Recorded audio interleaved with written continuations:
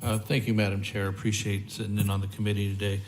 The issue in Northern California has been pretty tough last couple of years, starting with the Oroville Dam, the state water project spillway, and FEMA and the administration responded very quickly on that. And as well, then we had in 2018 the Carr Fire in West Redding, 230,000 acres burned, 1,600 buildings lost, eight deaths after the Carr Fire. And then finally, it capped last November. We're coming up on the anniversary of the Camp Fire in Paradise, California.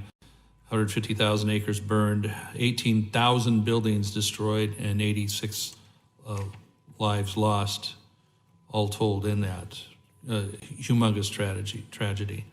Of course, a big part of my job in my office and my team at home has been working really hard on this, is helping the town of Paradise and surrounding areas, Magalia, Concow, Yankee Hill, others to recover on that, as well as finishing up on the Carr Fire, where people are recovering there.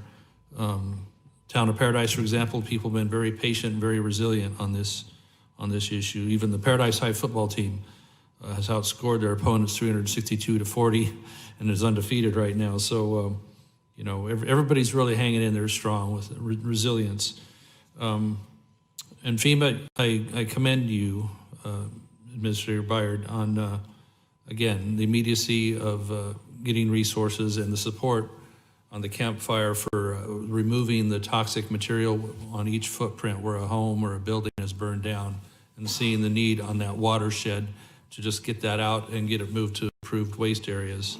And so tens of thousands of truck trips later, it's pretty much complete up there, and a lot of building permits, home permits are being let, and recovery's happening.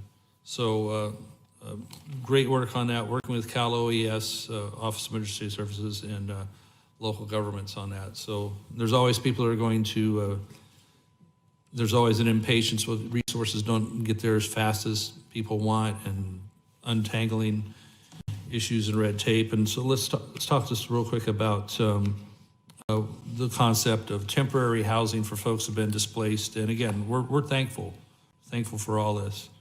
But there was some issues in setting up temporary housing sites for people to dwell. They were scattered all over. Many in the town of Chico, maybe half of the 27,000 displaced, which has caused Chico issues and crowding and traffic. But temporary housing versus looking at how do we narrow that timeline? 6 months to identify a site, 10 months to start moving people in, and I know it's a circumstance, but how can we narrow that? And is there efficiency maybe with funding permanent homes instead of the temporary homes? Is there a way we can hopscotch that and find opportunities to put our focus towards permanent buildings?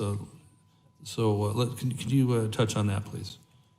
Yes, sir. So, housing is a difficult mission, even in the best of times. For the example of Paradise, or normally we in a lot of cases, we're able to put a temporary housing unit or manufactured housing unit on an individual's lot. As you well know, due to the toxic environment that the debris caused, we cannot do that in Paradise. So we actually had to find group sites, which it then relies on local governments as far as where can we put those. The federal government at FEMA, we do a good job of reimbursement, but the land has to be granted or given or permitted for us to do that. Then we have to come in and basically build a neighborhood from sewer, power, and so forth in certain areas. We try to find where we can, like a campsite that's already built like that, something like that. A lot of times that works. Matter of fact, my time's going to be short on this. I'm sorry. So just kind of getting to the crux here. How can we narrow that timeline? I know it's been tough to identify some of these areas, and we had to do a lot of things with campgrounds and parks and others. But what can we focus on to narrow that timeline? I would look at again how do our state and local partners, can they identify land that could be used for a group site in the event they need that we can come in a lot more efficient fashion and do that. Okay. Now we've got another issue too. I'm sorry again. The time is orphan roads, they call them. They're basically kind of like public roads, kind of like private, mostly seen as private, but they're used by everybody: emergency services, utilities, others. And there's folks really concerned up there that removal of debris along these roads. We still have 1 million trees up there. They got to be removed. And I know FEMA is looking at trees being part of the problem up there of not only long roadways, but a little farther inland. And so we need more attention on that. And I know you're working in that direction, but we have to remember that these dead trees out there are going to continue to be a problem. That kind of gets back to forestry management in general, where somebody was talking about pre-disaster planning. The forestry in the West is a disaster, pre-disaster, a lot of it. So I'd appreciate, keep paying attention on how we can remove these trees that are already burned and dead and in place, and should be seen as part of the cleanup. So, and then I'll just leave a quick note. You did a great job on clearing land in the Whiskeytown area on the car fire on a private clearing, but also there was parkland nearby where you didn't have the jurisdiction to clean up a toxic building that had burned down on parkland, so national parkland. So we got to be able to look at what would be sensible when you're there to do work, that can you also do it on the national parkland? And is there a regulation, let me ask you on that, is there a Mr. regulation we LaMalfa. could change? Please get back to my office. Thank you, madam. I'm sorry, I yield back.